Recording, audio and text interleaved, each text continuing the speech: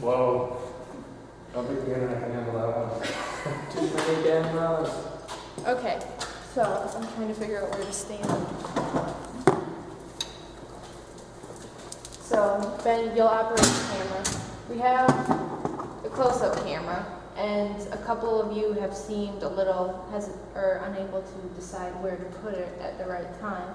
So, basically, where that shot is now is where you always start out. You want to make sure to give Chris enough headroom so that his head's not getting cut off, but that you get at the table as well. Actually, Ben, you can zoom that in because you never want to get the blocking monitor. Well, now that you see Jabroni move. You never want to get the blocking monitor in the shot. You want to get the wall filling up as much as that side as possible. Yeah, that's about right. Now, when Chris is doing something, Chris, could you do something? Can you just hold the camera at chest level? Oh. We'll pretend the camera is what he's autopsying. It doesn't have to be against your chest. Now, when he's actually doing something, the focus is on his hands. So go ahead and zoom in. And of course, his hands are going to move and stuff. And Today we're going to autopsy the iron. This is the iron. It came from Mom's. So basically, that's the shot you want. Every now and then, see right there, you never want to get his chin or mouth, or his face in general. Because it's generally, well, I mean, look at his nose, it's repulsive.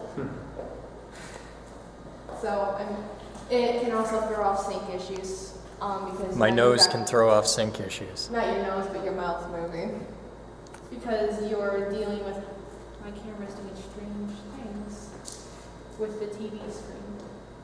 Anyway, when you see his mouth moving, it makes it a lot harder to cut around any mistakes he may make or anything like that. So when you're shooting on this camera, try to keep his mouth, chin, nose out of the shot. Chin can be passable, and this can be fixed in post, but if we catch it in production.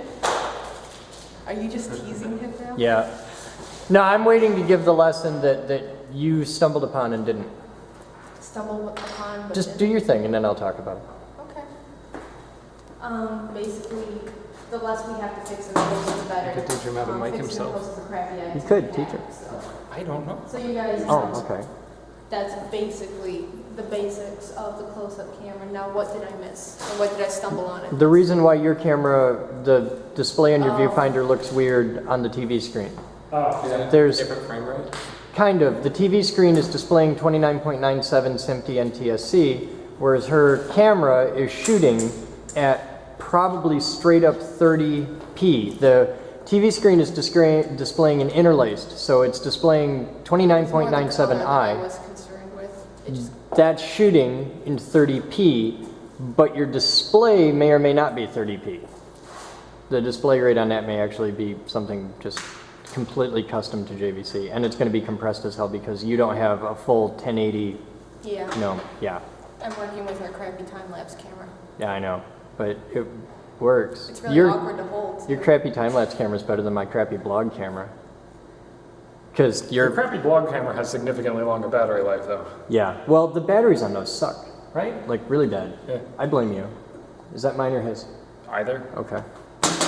But that's So I the gotta basics, teach him how to and do the thing? The only other suggestion I could have is I noticed the people who have been on the close-up camera recently have been really twitchy and nervous about whether or not they have a good shot. Pick a shot and go with it. If it's bad, it can be fixed up a little bit in post. If the viewer sees you're constantly nervous, You're too high. they comment on it. You need down. There you go. I know, I'm not used to it yet. You do this about 4,000 times. You're Yeah. pretty good at it. That's why I've just started, and I'll take all the rips I can. They're making a from blog. The viewers. You have to check out the blog. What's the blog for AV? Those AV geeks. Those AV geeks. It's on Twitter and stuff. It's on Twitter. There'll be YouTube. So. All right. If you just follow my Facebook, it'll be on there. But yeah, that's today's lesson. Let's start shooting. Okay. Are we ready? I was gonna teach the kid how to mic up. Yeah, All right, here, somebody has to take this. Who wants to? Here, you're blog cameraman for the moment. I'll tape it for the AV one. Well, you can tape it for the AV one, but I'm taping it for my blog, because my blog's cooler than your blog. You're missing a XLR cable, so excuse me. Now we're learning how to mic up. All right. That is about the minimum turn radius for this cable. Okay. So you put the cable through there, and there's a big, chunky thing, right? So a big notch. You want the cable in the notch, like that. And then you put the cable. First step is you drop it down your shirt. Okay. Untuck in the front, bring it out the bottom, just like that. And you want to leave a little slack in there, you don't want it to be tight. So, holding this. Now see how it curls down? This is up, and this goes through it, and then curls down. Like in the Z-axis, it goes down into the mic. Okay. With it like this, with about a 1-inch curl in it, you pinch, you drop it right here, and you want the mic on the outside of your t-shirt, because if it sucks up in like this, yeah. Now, the thing is, if you just leave it like that, the weight of the cable will pull the mic in. So you pull the cable up a bit, and I put about like 6 inches up your shirt. Okay, and then with that up above, tuck your shirt back in so you don't pull the cable out. And then the cable, extra cable just goes in your pocket. This just goes around the back, and then it only goes in one way. So you just spin it until it drops in. Right, this is the belt clip. There. Yeah, you're good. Okay. So this just goes on your belt, not on your pants, because it'll scratch your ass. And you really can't mess with your ass when you're making a video because you just look weird.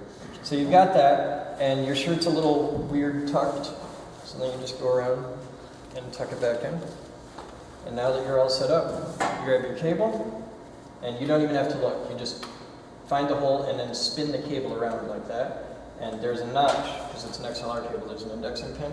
So you can't plug it in wrong. So you just go like that, you can feel it when it pops in, and then hold it like that with one finger here, and then you get your thumb and that'll guide it. You just squeeze it right in, and you'll feel it click. Okay. And then you smash your knee on the damn cable. So, alright. Today we're doing an iron, but we can't do an iron until somebody goes and gets one.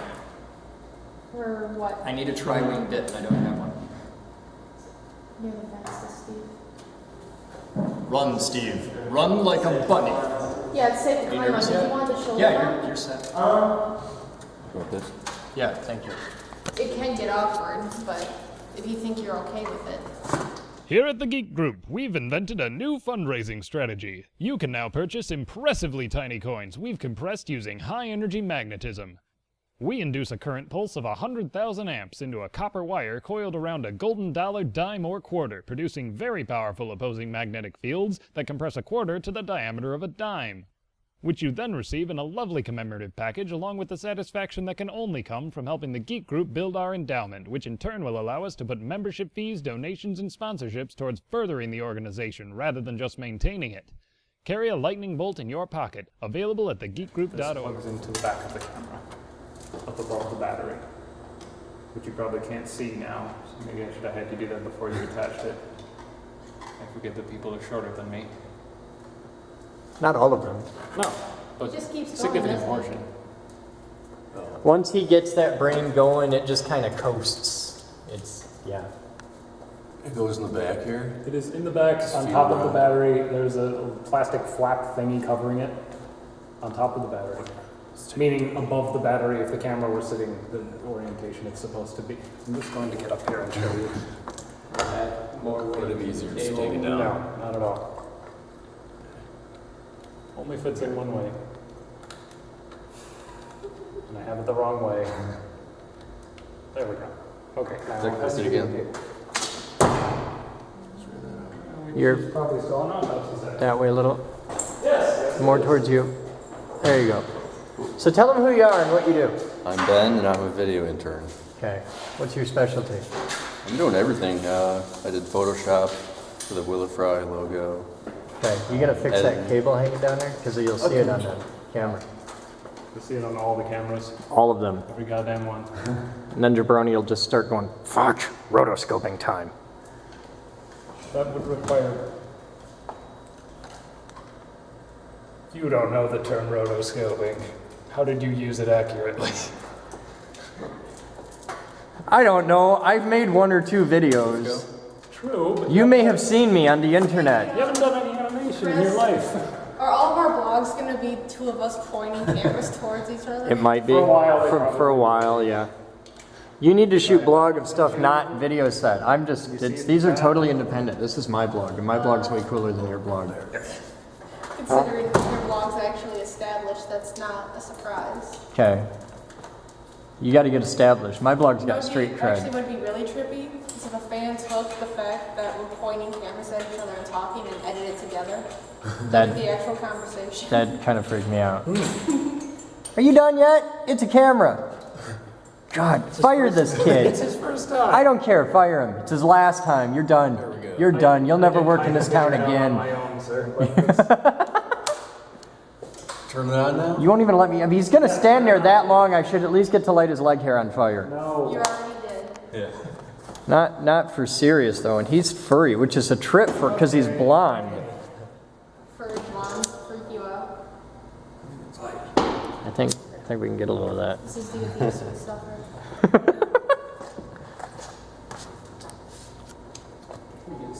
Check it. Hey! You can get down now. You might want to hit record before you get down. We are not even close to being ready to roll. Well, then you better hurry the fuck up and get ready to roll.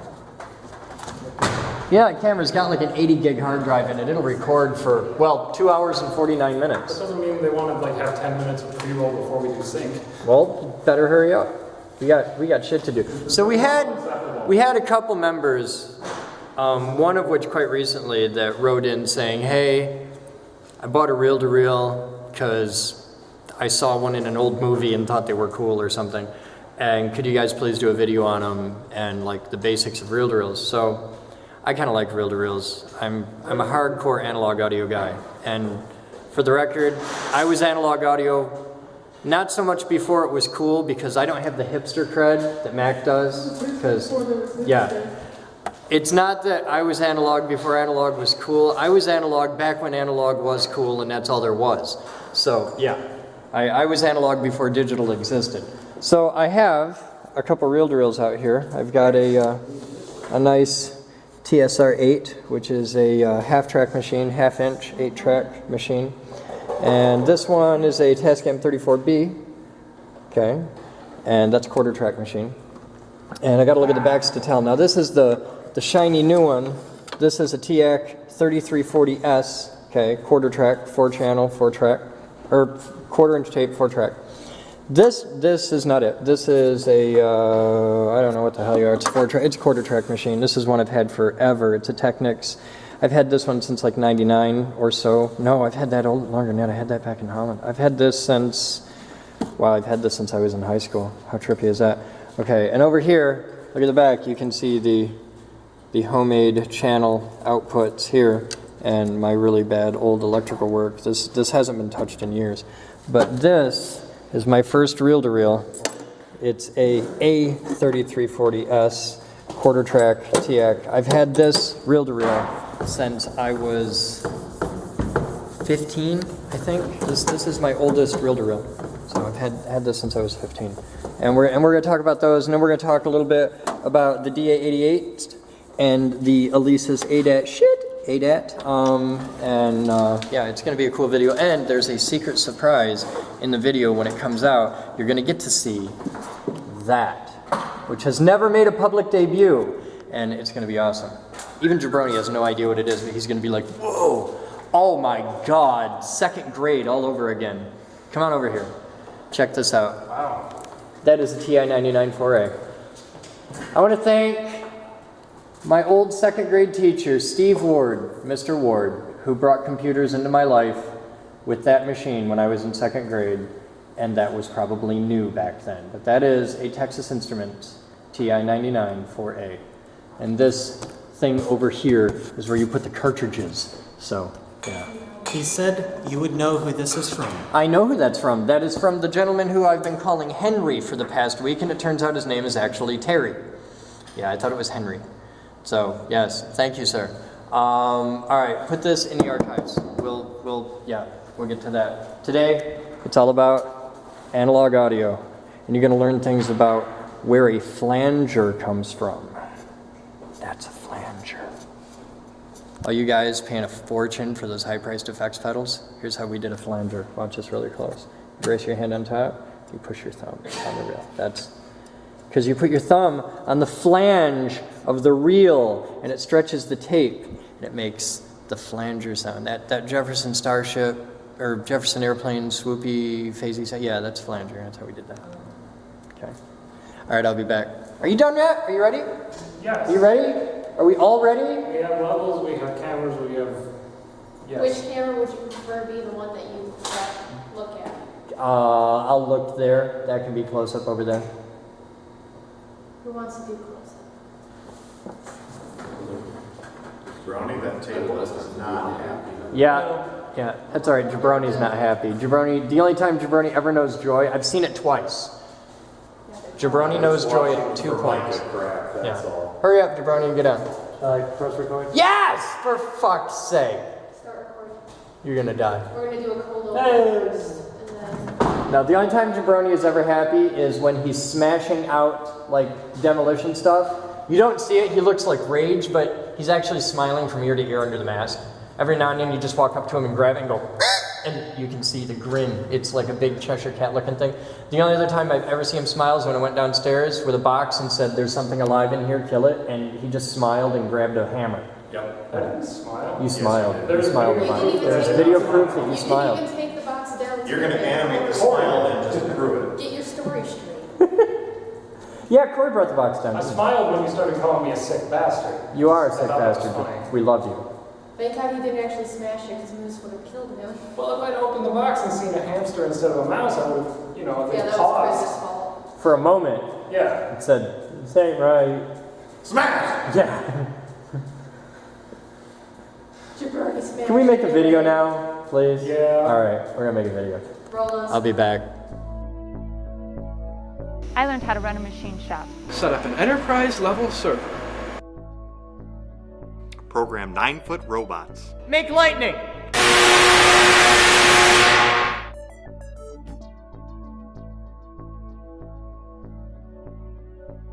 Edit video. I'm building a radio station. Light bulb terrarium.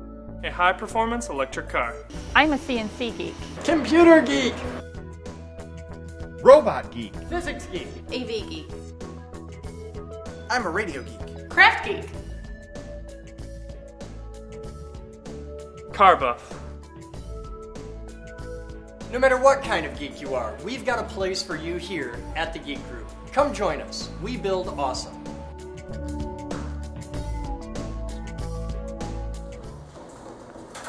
So we're shut down for today's production, and we're getting set up for tomorrow.